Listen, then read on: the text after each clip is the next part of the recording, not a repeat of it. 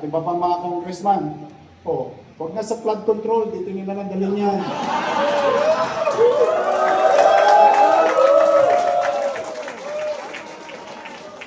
Let our hospital be flooded with budget.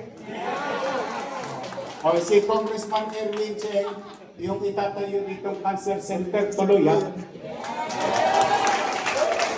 Kayo nakaalala, kapag kinakabahan kayo, kasi hindi ko siya kapartido, baka itigil ko. Hindi.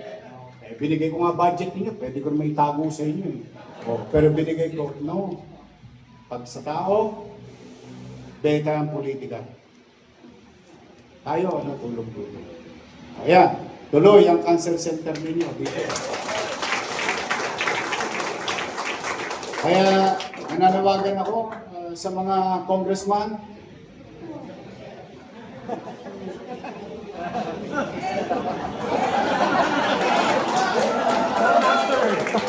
Uy, dito nyo na lang ilagay sa ospital.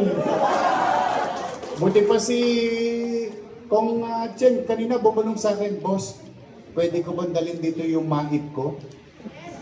Imagine mo yun, ha? Just imagine, sa totoo lang, if everyone will just do their part, ko naman, luluwag eh. Basta tayo, tulong-tulong lang. Ha? Mag-iingat kayo. Tibayan ninyo ang puso ninyo.